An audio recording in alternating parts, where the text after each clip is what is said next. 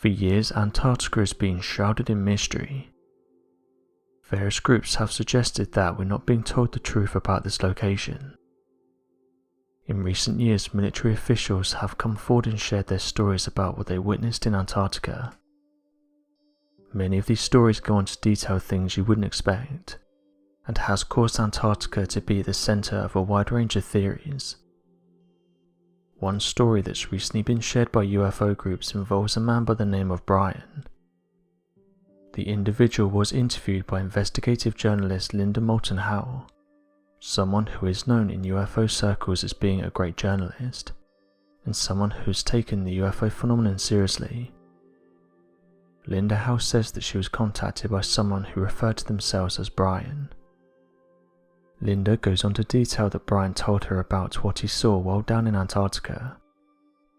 Brian, who says he's 59, claims to be a former retired US Navy officer and engineer, who was at the time chosen to work on a project called the Antarctic Development Squadron 6. Brian goes on to say that during this he and a crew flew over a no-fly zone above Antarctica, and while doing so was able to see various UFOs and a giant hole that led to an alien base.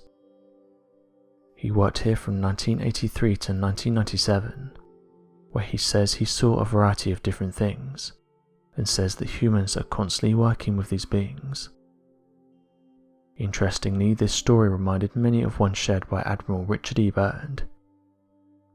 Going back in 1947, Richard Byrd of the United States Navy would fly directly to the North Pole in a daring mission. Interestingly, it was during this trip that he said he entered the Earth, something that at the time confused many people.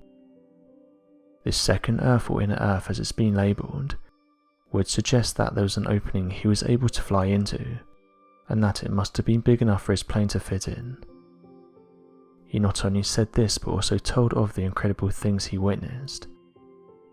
He said that once inside the Earth he was able to see some amazing things, some of which included mountain ranges, wildlife, waterfalls and vegetation. The animals he witnessed though were different to our modern day animals, saying that they were much larger in size and looked prehistoric. It said he was able to see a creature that loosely resembled that of a mammoth, and that it was hiding in the vegetation. While flying above this interesting new world, he was able to find somewhere to land, after which he said he was greeted by flying machines. Once these crafts arrived, they signalled him to follow them to another location. He described these machines as being much more advanced than their planes, and that piloting them were beings much more advanced than any human. Once they reached the location, the being said this land is called Agartha. After the long flight, the crew needed rest, and the beings were very happy to let them do this. Once rested, the team was then taken to the inner world's ruler. However, they were told this wasn't a chance meeting, and that they had been tracked the entire time.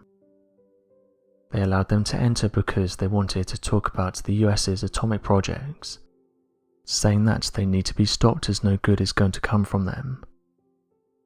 They further said that they'd been monitoring the nation, and decided that now would be the best time to make contact. This was in the hopes of making peace and moving forward to try and create a new and better world, one where such atomic weapons were not needed.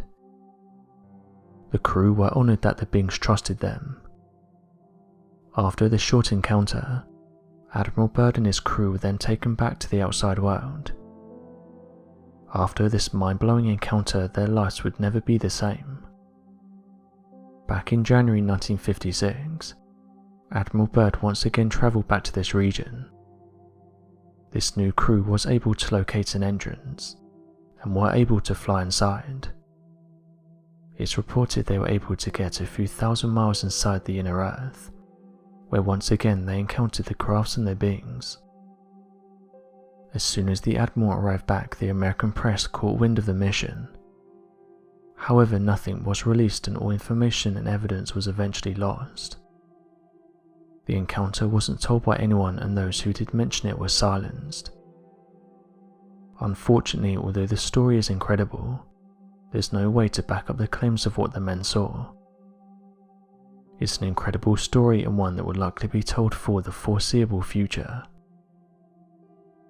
For years, people have been saying that there's more going down in Antarctica than what we're being told about.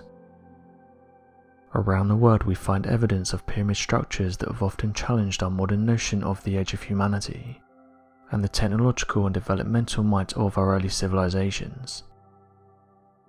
Given that these great structures are often found in areas that predate archaeological beliefs of early human civilizations, then finding a large ancient megastructure in an area known to have been uninhabited by humans with a 100% certainty could prove to be a smoking gun evidence of possible extraterrestrial intervention.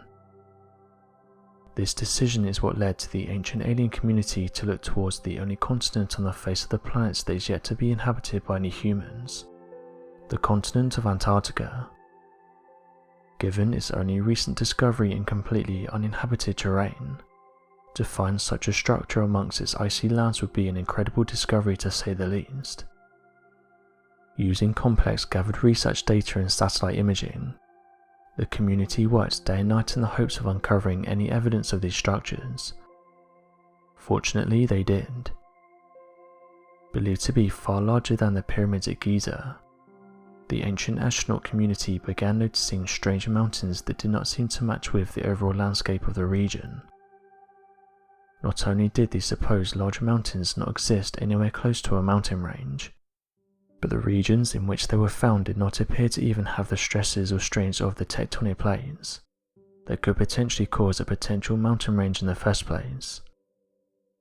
Not only this, but the size of the mountain in the area ended up displaying the proportions of a perfect pyramid, with 4 even sides, a symmetrical peak and the same degree in slope and gradient compared to the large pyramids at Giza.